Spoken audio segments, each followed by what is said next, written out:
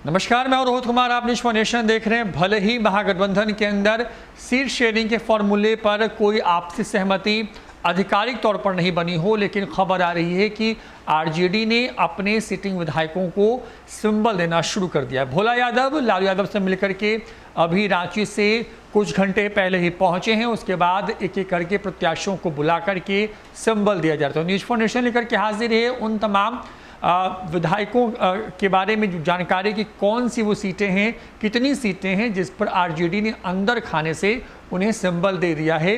तो बता दें कि बिहार विधानसभा के जो चुनाव हैं वो 3 चरणों में होने हैं। पहला चरण जो है वो है 28 अक्टूबर को, दूसरा है 3 नवंबर को और तीसरा चरण जो है वो है 7 नवंबर को, जिसमें बिहार की 243 सीटों पर चुनाव होने हैं। सबसे महत्वपूर्ण ये कि अगर इन सीटों की बात करें तो पहले चरण में 16 जिलों की जिस 71 विधानसभा सीटों पर चुनाव होना है, ये आरजेडी का सबसे मजबूत इलाका माना जाता है। जिले इसमें शामिल है उसमें भागलपुर, बांका, मुंगेर, लखीसराय, शेखपुरा, पटना ग्रामीण, भोजपुर, बक्सर, सासाराम, कैमूर, अरवल, जहानाबाद, औरंगाबाद, गया, नवादा और जमुई जिले की विधानसभा सीटें शामिल हैं। सबसे महत्वपूर्ण ये कि साल 2015 में जिसे आरजेडी ने इस बार भी सिंबल दे दिया है, उसमें साल 2015 विधानसभा चुनाव में जीत करके आए आरजेडी के 25 विधायकों का नाम है जिन्हें सिंबल दिया गया है। 71 इन सीटों में 25 ऐसी सीटें हैं जिसमें सिंबल दे दिया गया है। जो जानकारी मिल रही है, एक के बारे में थोड़ा कन्फ्यूज़न है, वो सीट है पटना का ही जो मोकामा विधानसभा है, क्योंकि वहाँ पर अनंत सिंह को आरजेडी ने अपना सिंबल दिया है या वो सीट वो वैकेंट छोड़ने वाली है, इस पर अभी तक कोई स्पष्ट एक तरीके से कहें कि रणनीति नहीं बन पाई है।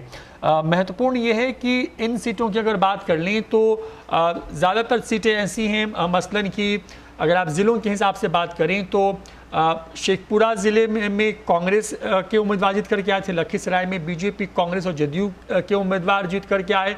बांका, मुंगेर और भागलपुर वो ज़िले थे जहां पर सबसे ज़्यादा जो है उन्हें जीत मिली, जो कि आरजेडी के सिंबल पर चुनाव लड़े। तो इस बार भी आरजेडी ने कुल ऐसे ही 71 सीटों पर 25 जो उनके सिटिंग एमएलए हैं उनका टिकट कंफर्म कर दिया है। सूत्र बताते हैं कि आधिकारिक ऐलान भले ही महागठबंधन के अंदर में सीट शेयरिंग के मुद्दे पर हुआ नहीं हो, लेकिन ये सबसे बड़ी बात यह है कि इन सीटों पर जो है जो कैंडिडेट हैं उसको आरजेडी ने गुपचुप तरीके से सिंबल दे दिया है। लोकसभा में भी कुछ ऐसा ही देखने को मिला। पार्टी को अंदरूनी कलह से बचाने के लिए सीट शेयरिंग फॉर्मूले पर हो रही देरी के बीच में सिंबल दिए जाते रहे और सिंबल एक तरीके से हिडन तरीके से दिए गए और लोगों को कह दिया गया कि आप जाके तैयारियां करिए, और जब आधिकारिक तौर पर जब प्रेस कॉन्फ्रेंस होगी महागठबंधन का तो लिस्ट का नाम आएगा, तमाम विधायक जिन्हें टिकट मिला उनका नाम आएगा, लेकिन पार्टी ने अंदर खाने से इन तमाम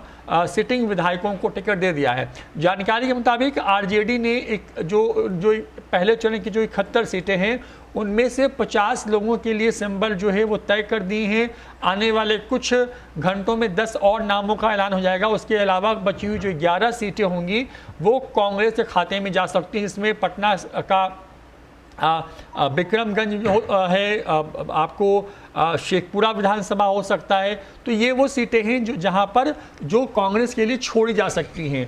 पहले चरण में मुकेश सहनी के लिए सिर्फ जो जानकारी मिल रही है कि एक सीट छोड़ी जा रही है, यानी कि बाकी की सीटें जो हैं 71 में 60 के आसपास में आरजेडी के अपने प्रत्याशी होंगे, बाकी पर कांग्रेस और वीआईपी पार्टी के।